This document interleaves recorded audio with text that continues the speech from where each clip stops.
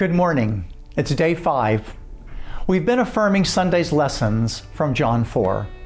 In this final day, we'll consider lesson 6, which was this. In ministry, we confirm the gospel with our salvation story, our testimony. We share the gospel, which is what Jesus has done for us, and then we share our response to the gospel, how God saved us. And that's the point. To illustrate it, I've invited my dad to share a bit of his salvation story. Well, this is my father, Jim McCarty. And Dad, you have quite a story to share of how the Lord saved you. So why don't we get right to it, shall we? Tell us what happened. Well, the story begins in July 4th, 1957. I was transferred from Daytona Beach with my company down to Miami. And having been there only a few months, the man in the office that I made friends with invited me up to his home, Mary and I, and you and Mary Jean. Patty hadn't been born yet. And cook out for the weekend, 4th of July weekend, and to just to grill out and have a good time, fellowship. And so we took him up on his offer and make friendships. And when we got up there, he mentioned he had just purchased a new boat. And it was a little fishing boat with an outboard motor.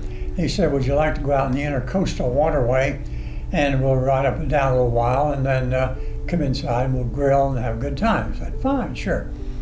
So we went down to the port, Fort Lauderdale, and launched his little boat in the port. And we went up and down the intercoastal waterway for, I guess, half an hour or so. And he said, why don't we go on out into between the jetties and go out into the ocean there for a while? I said, fine with me. Didn't know anything about storm warnings, which, by the way, the storm warnings were up, small craft warning. So anyway, we headed on out in this little boat, and we got outside the jetties. And if you know what the jetties are, they're large boulders piled up on either side, and the ships coming in there, the cruise ships, it keeps them on a steady course as they get into the port. Anyway, we got on out between the jetties, and as soon as we got out beyond the jetties, the waves turned up on in 10, 15 feet high. And I realized that this is not a good place for us to be. We tried to turn around once, even twice between the waves, but it was not possible, and the boat capsized. So we went down, and the motor pulled the boat down to the bottom, and the front of the boat stuck up above the water level. And so we held on to the front of the boat, and as you might understand, it was an outgoing tide, not an incoming tide. So we began drifting on out into the water, into the ocean, beyond the jetties. We had drifted probably 30 minutes or so, and I realized each time that I looked around, there were no other boats out there, not a one. No cruise ships, no light boats, no recreation crafts, and nobody, no person. And there was no way you could right the boat. And we knew, and I knew in just a few minutes after we had capsized, that this was not a good thing. So his name was Herb, and he knew as little about boating as I did.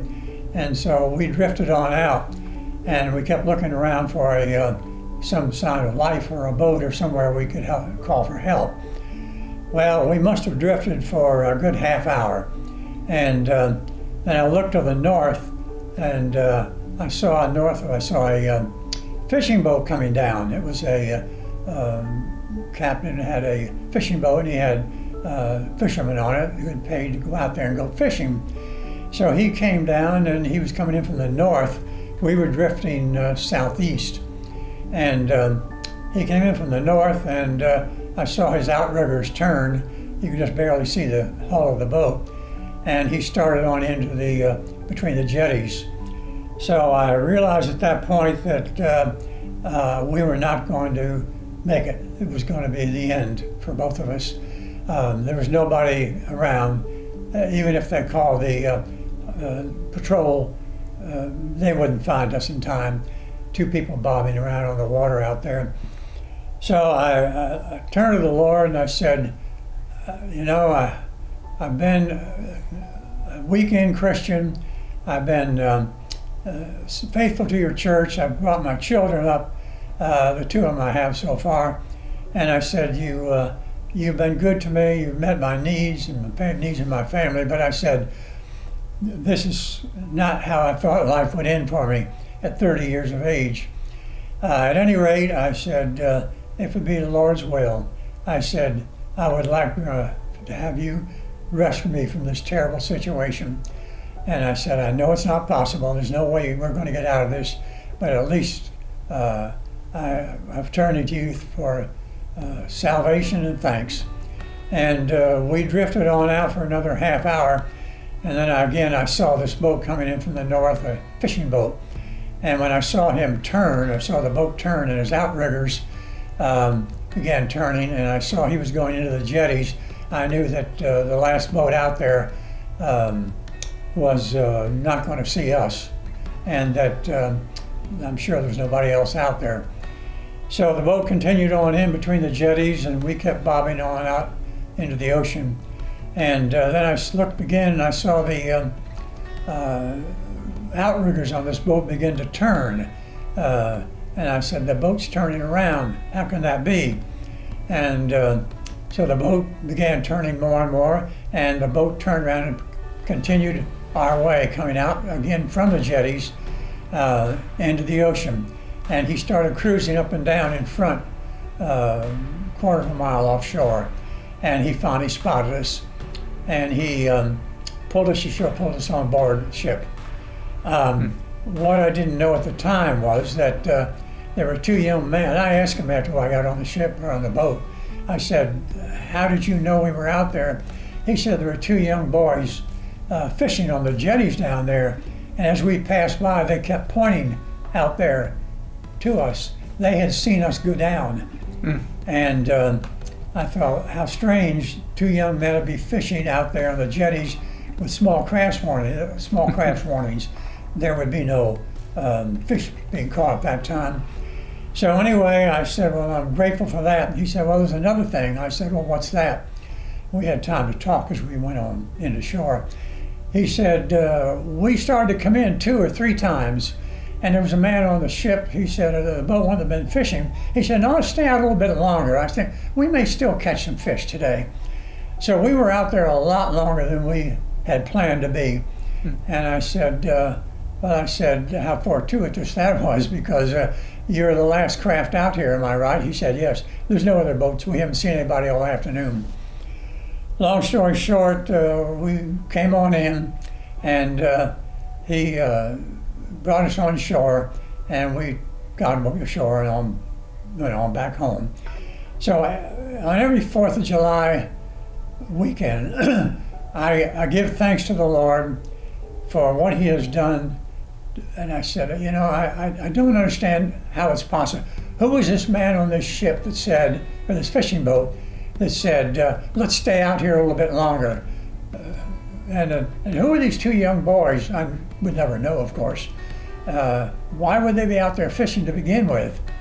And so I said, this is all not just an accident of circumstance. I said, it's the Lord giving me another chance.